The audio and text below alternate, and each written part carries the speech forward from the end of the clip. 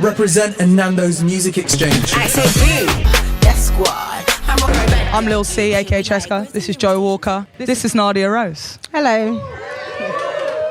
We're going to ask Nadia a couple questions today. Listening. All right, where should we begin? Joe, do you want to kick it off? I guess the start is a good place to begin if we're doing this full story of Nadia. There was 1 year in the Mobos where I think the year you won with Squad where there was 8 people from a mile of Thornton Heath all won a Mobo.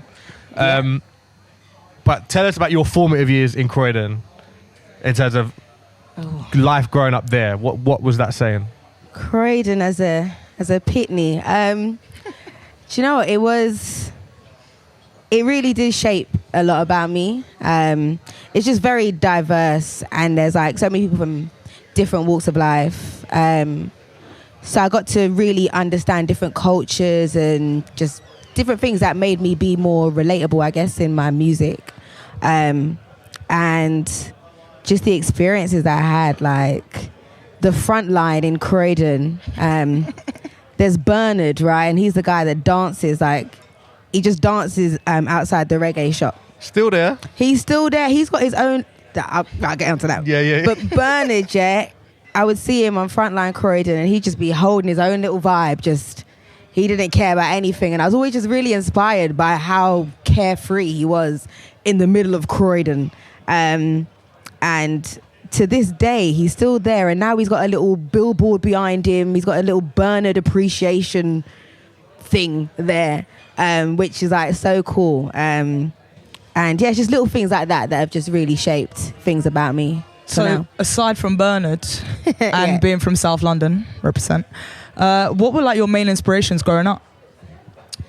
It can be musical, they can be non-musical. My mum, I took on my mum all too much, maybe. But yeah, my mum just seeing her raise me and my little brother whilst working at Mayday, Croydon University Hospital, and just how resilient she was is, and she just gets on with things and makes things happen. That has always just been, I'm right, I need to be at least half of that to be okay. And then there was obviously my dad who used to DJ and MC, so he was predominantly the musical influence I had from I was 0 basically. And he introduced me to music he introduced me to music full stop, and then just educated me about, dancehall, reggae, rare groove. It was, just music that really I just gravitated to immediately as soon as I heard it. What is this?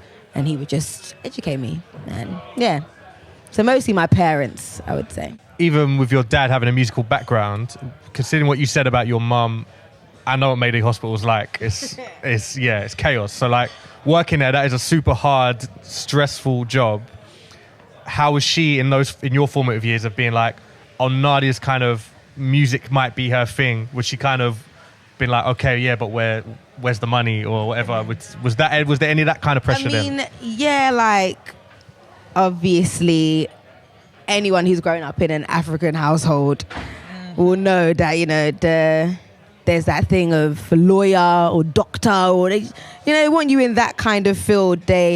Music and anything kind of creative or in the entertainment field, keep it as a hobby, or that's your kind of plan here, whatever. But it shouldn't be your driving force or the thing you're going for.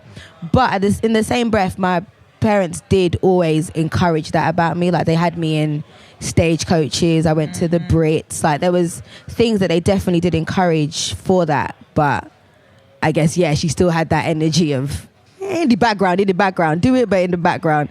But then, I guess there came a shift where she could see this is kind of all I really want to do and kind of know how. It's not to say I'm not academic, and I did well in my other subjects, but the creative field, you could just see that I was just obsessed with it. I wasn't drawn to anything else. So eventually they came round, and I guess they can't complain about the money. The music money's all right. Because you worked in a bookies for a bit, right? I sure did, yeah. Yeah. So you were Is it the boredom of that? Do you know what it was? Yeah. Oh yeah, this is what it was. It was this shift, right? It was when I was giving more of my time to the bookies and uni, and then I wasn't writing bars or I wasn't recording at home because I had a little studio set up that after uni or after work I would go and I would always do something. And it got to a point where I wasn't doing that anymore. I just come home and crash, work in the morning, or crash, uni in the morning. And it was like, no, I don't like this. I should still be able to retain what it is I actually enjoy and love doing. So then I said, you know what? I'm just going to put all my eggs in one basket. I'm going to get rid of these things that I'm not actually enjoying doing, yet still giving it all my time, and do what I actually enjoy doing and giving that all my time. And yeah, fingers crossed. And I think that moment was when my parents were kind of like, are you sure? Are you sure? I'm like, you know what? I'm doing this. And I think it's when they just saw me just give it my all that they was like, okay, cool. She means business and this is what she wants to do. Did you do that in a way where, did you say, oh, I've got this window of time to make it work? There was or was it no just, window. you just went, no going back? Yeah, there was no window. It was just, this is, from here on out, this is me. I don't ever want to look back and feel like I did the wrong thing or that I have to go back to what I was doing before. Like, nah, I made that decision and that's what I'm sticking to. So what was kind of public facing by the time you'd made that decision? Had the station video already been out by then, or was that after? No, literally, I hadn't put out, I'd put out things, people that knew me. Right. They knew me. I all had a different name and that. I'm not telling you. But yeah. Is it still on if we looked hard enough, is it there of you taking care of that? It's all gone. If you look hard enough, there might be a few traces. Okay. But the challenge is on. I've been pretty good with clearing most of that. Most. But yeah, I did put out little dribs and drabs of things. I was using SoundCloud. I had a small community of people that knew about me, but I didn't have any videos. There wasn't really much. But when I made that decision, I started doing open mic nights. Okay. And it's I created this kind of live fan base that they didn't really have much to go and find online. Half of the things that I performed at the open mics, they couldn't go and find anywhere. It's you have to come and see this at the open mic or you don't catch it at all. And I guess that created this kind of little, there's people oh my gosh, when you put out that song, and other people then talk about it, and it created this fan base, I guess. That then I thought, okay, now people need to have something to actually go back home to and then share with their friends, or do you mean see the other version, the MP3 version of it. So then that's when I put out a station. And that was a year after doing the open mics. And it just kind of, it went crazy from there. What were you doing for beats at this point? What music were you using? How were you making it? Did you know a couple people? What was life like before BAMS? Yeah, because is this too early for typing in, so-and-so type beat? So I would make little beats myself. Don't know how great they were, but there was enough for me to, ride and do my thing on. And I did have other little producer friends that made beats, but I didn't feel like we didn't have that right connection. They made beats, but it was kind of I make beats and anyone can kind of take care of them. Where I was kind of looking for someone who got me. They made beats that were for me, not just, here's this beat. And then that's when I met Bam, who, How did you meet Bam? Bam. I went to a night. One of my friends, Coda, he was one of the first people Big up Coda. Shout out Coda every time. He we went college together and he was just you know what, you're really sick. What are you doing? And I'm like, I just kind of do this. And he's like, nah, you need to do this properly. And he had me in the studio and making tunes and he was definitely played a big part. And then he had a gig. I went to the gig and I was ready to leave. Already I didn't want to go. But I went and I saw a few acts and I was like, what is this? Ready to leave. I ordered one drink at the bar. So let me have this drink and I'm going to go. As I've started sipping on this drink, Bada Boom T has come on stage, right? She's going to kill me. But this was her name at the time, right? Bada Boom T. She's come on stage and she's just started beatboxing, right? And obviously, like I said, I come from hip hop, so I know about beatboxing, and I've been into it. But what she was doing on that stage, I was mesmerized. I was in complete awe. Like, she kept me at that show for the whole time. I was ready to leave. And even after she came off stage, I was there. Like, I was just like, do you know what? That experience was crazy.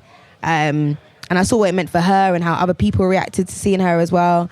So then I just reached out to her, and yeah, I guess she felt my vibes as well. And then we got in the studio, and it's just instant connection. And yeah, to this day, we work, as you know, very closely. And yeah, she gets me, and I feel like I get her. So it works. Yeah. It works. From my side of things, I don't find, particularly in hip hop or even generally, like women producing common enough. What do you think? Do you think there's a boundary to stopping people? Do you think it is improving? I mean, I think it's improving, and representation matters. So, you know, the more that people are seeing that, you know, there could be a young girl at home that's a bit like, oh, you know, I want to produce, and then she'll see someone like Bams or, you know, Wonder Girl or whoever doing their thing and feel like, oh, okay, maybe I can. So yeah, slowly but surely. And I think as a woman in this, it's kind of easier, or women find it easier to reach out to me and say, oh, hi, I produce, I'm a woman. Whereas if they reach out to guys, sometimes guys are a bit more like, oh, allow it, or they immediately go, oh, yo, bro. And it's like, no, I'm a woman. So yeah, there is that thing that I guess, like Bams does tell me about it a lot, but yeah, there isn't enough. But there are definitely those that I think we should champion, and that will make a difference. In terms of squad and how that formed, so you met Bam. Yes. And was that the start of the squad forming? Because like squad really is, it's a girl crew. It's like your own band. My little collective. Yeah. Do you know what? Squad, I feel like, Squad was like the first song I wrote when I decided to, like I said, leave the bookies and leave uni. And it was kind of like, because I made that decision and I had people like Bams, Keisha that was like supportive of that decision, like, do this. It wasn't like, oh, do you know what? I think you should stay at work and just do this. It was like, no, like they was fully behind me, and it was like, yeah, this is what I need. This energy that you lot are giving me right now is like, is all the drive and motivation I need. So then that song just kind of came as a shout out, like, yeah, big up my squad, I'm doing this. But I didn't put out squad first, but I had it written and just knew that I wanted to do something with it. But yeah, that came after meeting Bams and a few of the other girls. So you were actively sitting on a banger. Like, yes. Did you know 3 years, it was? right? Yes, 3 years, yeah. Did you know it was like, ooh, In the back pocket. yeah, for them later. ones sitting on a heater. Yeah, do you know what it was? Because like I said, I would do it at the open mic, and the way people would react to that and they hadn't heard it, it let me know that, okay, there's something in this, because you haven't heard this song, but right now you're losing your absolute nut to this tune, and yeah, that's a good sign. Anyone I would play it to, they'd be like, yeah, this is magic. And it made me feel good as well. So I wanted to make sure I did the right thing with it, not just, like I said, I had SoundCloud and whatever, but I wanted to make sure I gave that song the full package that it deserved. And yeah, it paid off. I guess by the time that did come out, Yeah. you already signed, right? So was that Yes, was that just- used as, was that like your demo essentially? Were you like shopping that as a particular song round? No, you know, like the labels that had interest, they didn't even know about that tune. Okay. Like, I still just had that song there. They just knew like the station that I put out, Boom, and I did like freestyles. But yeah, all the music that I knew I had that I felt strongly about, they didn't actually know about until I signed. And then So how quick was that turnaround, sorry, Johannesburg? No. How quick was the turnaround of like, done the open mics, met Bams, got your crew together, started writing, doing, like, you fully were at, I wouldn't say the apex of SBTV being like at its height, but you were coming around about then. How quickly did that all happen before labels were interested?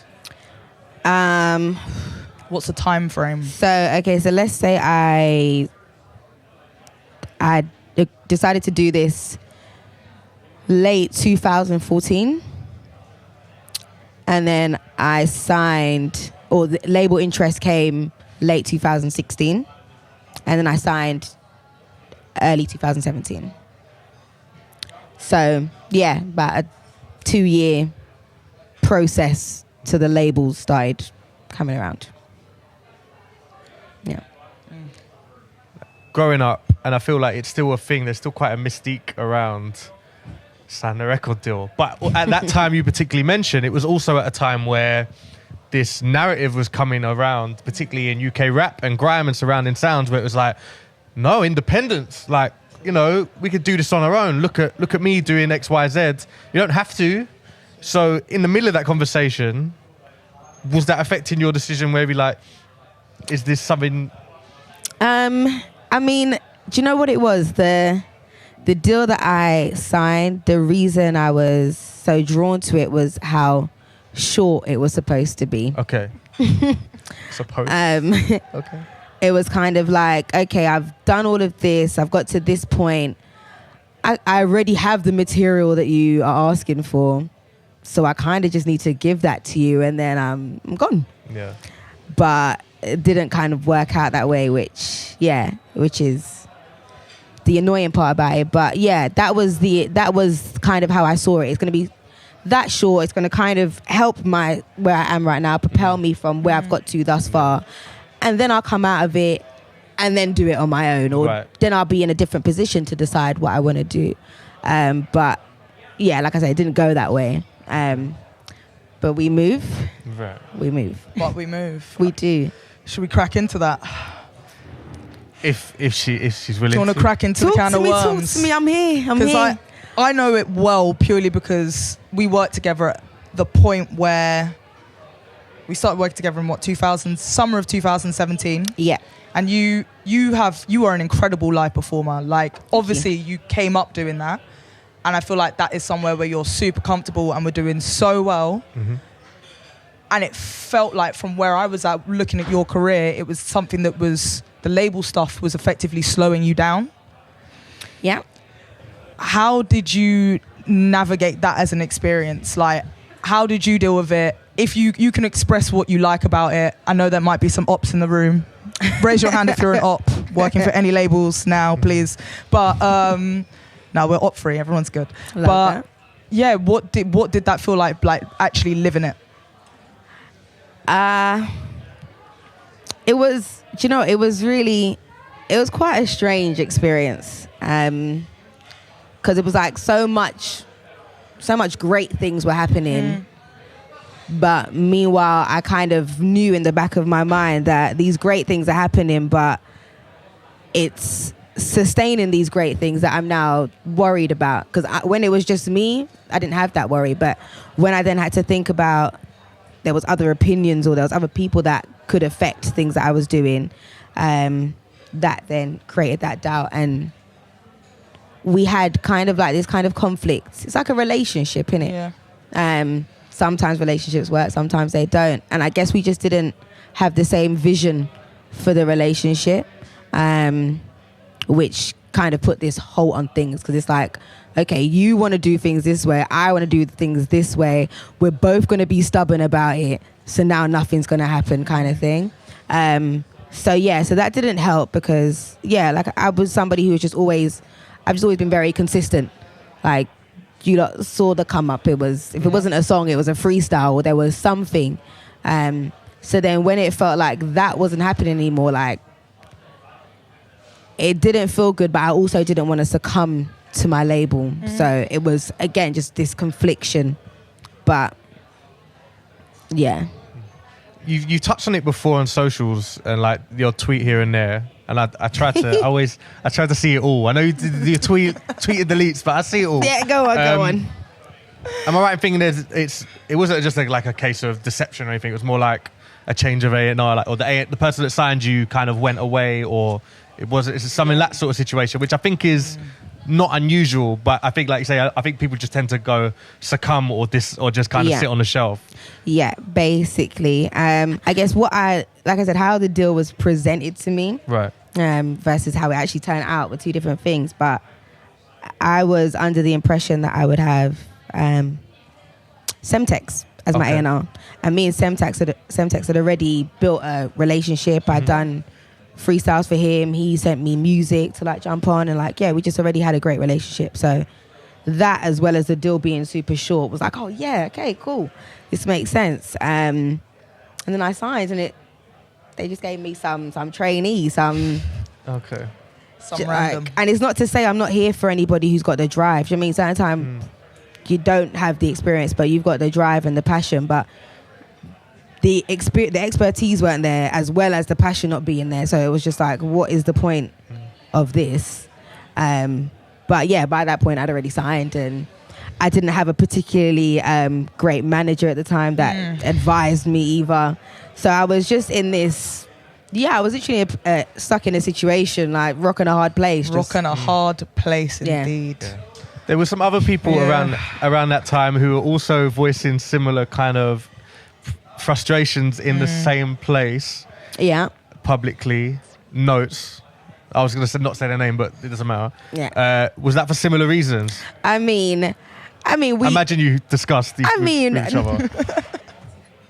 Notes and I are cool, and we've had conversations, but just like he doesn't delve too much into what my thing was. I didn't delve too much into what his was, but yeah, there was just that undertone of we both know, and we both know what it is. Right. And okay. Yeah. Did you I think from the moment that you kind of emerged that it was, you were funny, you were super talented. If the time came, I always would like to see you actually be like rap with battles as well. I don't know if that's something, but I feel like you could really like run rings around someone. So like it was all there. But in this period, did you ever allow yourself to doubt yourself, being like, is it something I'm doing wrong? Most certainly. I definitely, I started to feel like it was me.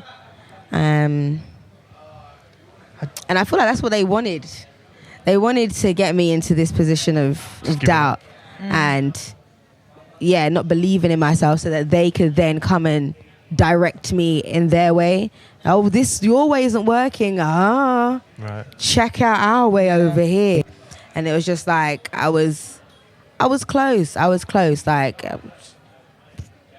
when it's all I've known how to do, and I've got into this position now, for it to then feel like it's stopped or it no longer has that thing about it, kind of been dried out. It was like, oh, it was exciting then, but now, like that felt, that really crushed me. And I did go into a dark place, but I felt like I just did what I knew to do, and I made music, and that made me feel better, to know that I was still able to do it. But just having that thing of knowing that when I go to present it to my label, they're going to be like, it's all right, but it's like that kind of thing. I'm not here for it. It's not to say that everything I create is going to be someone's flavor. Yeah. But you signed me for what I was doing already. So now there's an evolved, enhanced version of that. Why would you want something different? Do you know what I mean? It's like, this is what you wanted, and here is that even better, but you don't want that. So, but did you experience that when you were doing the highly flammable EP, or was it after you'd done that body of work? Do you know what? There was undertones of it there during the highly flammable process, but it was kind of like after that. It's kind of like, I feel like they tasted the success from Squad and Crank It. Yeah. And it was kind of like, oh yeah, this is who Nadia Rose is, this commercial. And it's like, no, I can do the commercial stuff, but I can also do this stuff. I can also do that, a little bit of this. But it's like they just wanted to box me into that world, which, was annoying. Rihanna loves Squad as a song and decided to tell you that, and was like, I walk out to this song with my friends. I think we were either on tour when she said, or we'd just gone back on tour to do some shows. And you were like, look at this. This is insane. This is mad. And we were like, oh my God, Rihanna has DM'd you. Like, how did that feel? Like, knowing someone that sick is listening to you? Show that to the label. Yeah, do you know what? That that will always, I'll always be like kind of speechless and a bit lost for words about that situation. Because I think, what's the song? Sing it out. Sing it to me. I need more than clicks. Do the words and we'll catch up with you. The one with Bryson Tiller. No, is it with Bryson? Yes, with Bryson. And DJ Khaled. Oh, no. Okay. Wild Thoughts. Yeah, 10 points in the Thank corner. you. Good stuff. Yeah, so that tune was like just beating out everywhere. And I remember Bam being like, you're going to work with Rihanna, you know? And I was like, oh, shut up. She's like, mark my words, I'm going to manifest it now. Within a year, she said, yeah. She said a year or 2 years. I can't remember, one of the two. And I've gone, whatever, Bam. And literally about 2 weeks later, I got this email from Rock Nation, just like, about Rihanna's wants me to write for her next album. I thought it was a joke. You know, you check the email, you're looking if it's spam. I've gone onto Google to type in the A&R's name that emailed me, checked everything, and everything was just coming up like verified, like yep. So I'm like, oh my gosh. At the time, me and my manager, I knew I was about to ask him to terminate ask for us to no longer work. So I didn't tell him. I didn't want to get him gas. So I didn't tell him. But I also didn't want to email back Rock Nation. So I'm like... From yourself? You mean? Yeah. Okay. So I'm like, Keisha. Big up email Keisha. back. I sent her the thing, gave her the password, everything. She's like, all right, cool. She's liaising now with Rock Nation. And she's arranged these sessions. Originally, it was just one session. I ended up being in that camp for 3 weeks. Where was this camp? So I've heard about these infamous Rihanna writing camps. I've heard they're like legendary. There was it was at Rack Studios. Okay. And yeah, that was crazy because I'd been in nice studios, like I used Moloko and like these really nice studios, but being in that studio with like the Rihanna team, it was just like next level. You know, these have just come off a helicopter with Jay-Z and they're just casually just walking in and just, this is sounding dope, Nads. This is sounding dope. And I'm just like, oh, thanks, you know. It was just, yeah, it was crazy. And then the DM, I didn't even speak to Rihanna during the camp, nothing. It was only after the camp that she sent me that DM that you know about. So I didn't know. It was only when I was there, they were telling me, yeah, Rihanna asked for you personally. It's just like, there was like, everyone else has come through, you know, A&R scouting or, you know, but Rihanna asked me personally. And I just said, you know what? Nah, I'm done. I'm sorted. I'm done. I was gassed, like, and to this day we communicate and she's just like, she's so cool. And like, before any of this happened, I've always just really taken to Rihanna and what she stands for, her music, her style, just her business mind, everything I've just always been super drawn to. So yeah, now being, you know, we haven't met like this, but we, you know, we speak and we are planning to do, some more stuff. Good. She shared the freestyle recently, right? The Sugar Daddy. Yeah. She's a fan. She's a fan of that, which is mad. Yeah, she's got taste. She's got good taste. I hear that. While we're talking collabs, like you've worked with Toddler, you're on a tune with AJ and Coco, and like, how do you feel about collaborating? Like, what's your ideal process? Because your crew is quite tight knit. Like, you've definitely, I think it's a self-protection thing that I've seen. For you, it's like, it's a family situation, the way you work. Like, how does the process of collaboration come around? Are you up for doing more? Where you at? Yeah. I mean, I'm like, I love collabs, like, but I'm not here for an unnecessary collab or a collab for status or like none of that. I feel like I'm just here for like, you got good vibes, and like I'm always collabing with the girls from the squad. Like some of them don't even actually make music, but the more they've been around, like they can write bars, like, and they all spin certain gal. I won't say the names, but they'll spin certain gal that's doing their thing for real.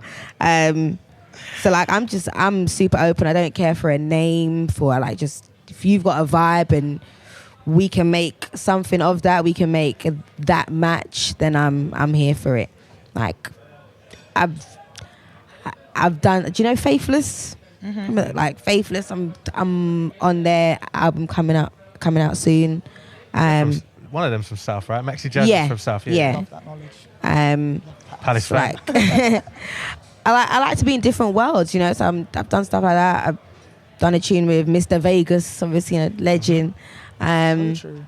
Etta Bond. Like I like to be in different worlds, and I feel like collabing is like the easiest way to do that. Because I don't have to take myself out of my world completely, but you know, I kind of come out of my comfort zone and challenge myself almost in these other spaces, which I really enjoy doing, and I think it's important to do. And you merge your fan bases. You know, it's like I feel like it's important to do, but it has to make sense. Yeah, not just for the clout. No, there's some, and even this whole like UK America, the Americans not even posting the tunes that they do, and it's just like, nah, they just came for the quick bag and off they popped, and it's like, nah, I'm not here for that. If you're not actually if you don't turn up to the video, if you're not, I don't know. Like, do we need to both be as equally invested in this thing that we've done, this baby that we've created, you know, and nurture it and do the right thing.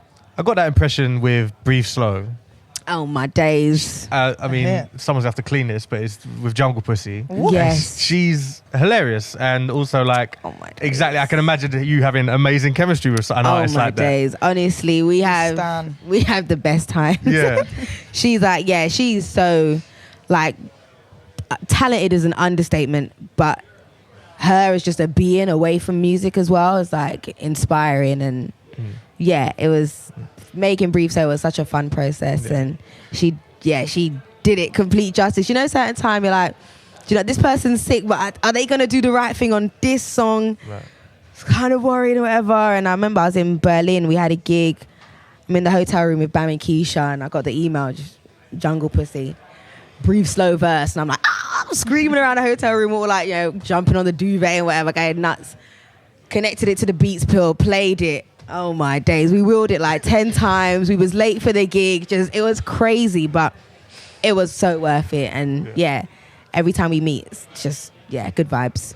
I think I showed that to everybody in my office that day that came out, just yelling. It's just the opening, like 2 lines on it, enough to like just bury anyone. Also, like I can give the direct disclosure, Nadia doesn't mess around. This you right here, on way to tour, like if you've got her own show, we'll listen to like your tunes to gas ourselves up, or like facts. Demos. Like, do you still do like that? Is kind of your process of like weeding out. So like explain for the people like why you do it, and like like how that process goes about. Set the scene. All right, cool. So tour bus. There's about, say it might be a nice, solid 7-8 of us. If it's a super early start, probably a bit groggy for this, get your blanket out for a bit, sleep, wake up. Oh, we're at the service stop, we eat, and then we get back on the bus, and it's like, right, we need to get into the zone now. And instead of just putting on, just any old music, it's like, why don't we put on our songs that we know we all know, we all love, and we're about to go and perform as well. So makes sense to be performing our own thing on the tour bus with each other. And it's literally just phoning on shuffle. I've got like my little folder of like just all the squad music, either out or demo. Like there could be something with one verse on it, and then the rest of it is just Bam's rhythm, and we'll just start freestyling to the rest of the rhythm or whatever. And it's good vibes. It literally is like a pre-show before we go to the show, because someone once said to me, if you had a show after your actual show, that show would be, not that your show is not already phenomenal, but that show would be phenomenal. That's the one they want to go to. Because once we come off stage, the vibes that we have then, that energy, is second to none, because we've already been doing it. So it's like emulating that and doing it on the tour bus in this smaller kind of way just only preps us for that. Once we step on the stage, it's like, oh, we just did this. Oh, breeze. And then we just go and smash it. Because it's fully like egoless. I think a lot of people think like, oh, you listen to your own tunes, like, all right. But like it genuinely, I think it's for you, it's like a process. Because a lot of the times, demos that you'd play out, that you'd hear, it was Big Woman. You played it and I was just like, Nadia, this tune is insane. Like release it. Like, oh my God, this is so gas. And I'd be like begging you, like, play it again, please, play it again. And like there's a tune that the squad have, which is all of them doing like a 16 bar. Yeah. And they were like, prep a verse. I was like, no.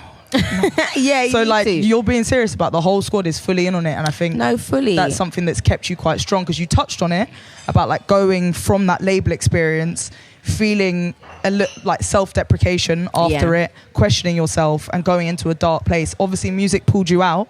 Yeah. But were there any other things that you did that like allowed you to get through it? I mean, yeah, music was definitely the lead. I mean, my people's, like, you know, obviously my girls, my manager, like, obviously I was telling you about the terrible one before. But yeah, I now have a great manager who has just kept me in the right headspace. It's like, if I do ever feel times of doubt, it's kind of like, he'll reassure me that, do you know what, this is what's happening now, but what is to come is, you know, this is going to be even greater. And I've kind of had to understand that I have to go through these experiences in order for the greater times to come. You know, it's like a rainbow. It only comes after it rains, and then the sun shines. And, so yeah, I'm like my own little rainbow. It will rain, sun will shine. Here I am. What are your kind of levels of trust saying between managers? Wait, ask me this again. My level of trust. Yeah, so like obviously you sound like you had a bad experience with the previous manager. Yes. Did you just know at the time that it was a bad experience with him, but I know what to expect moving forward? Or were you just did you have a guard up when other people were trying to take you on? Yeah, no, of course. I didn't feel like I could trust anybody. Like, my label were, you know, we weren't on the best terms, and it didn't feel like that was making sense. I didn't know who I could trust there. My manager, the same. I didn't know if I could trust him. Even just general relationship, personal things. There was people I didn't know I could trust. So I was just like, yeah, like I said, in a dark space. But I guess my manager now, he kind of understood where I came from, and he was just is very transparent with me. A lot of the things that I found were my issues with previous managers, I feel like he came and did the complete opposite and made sure that he was very clear about things. And he also educates me as well. I feel like a lot of managers don't do that. They just come along and it's just kind of, oh yeah, take you under my wing and here we go, off we pop.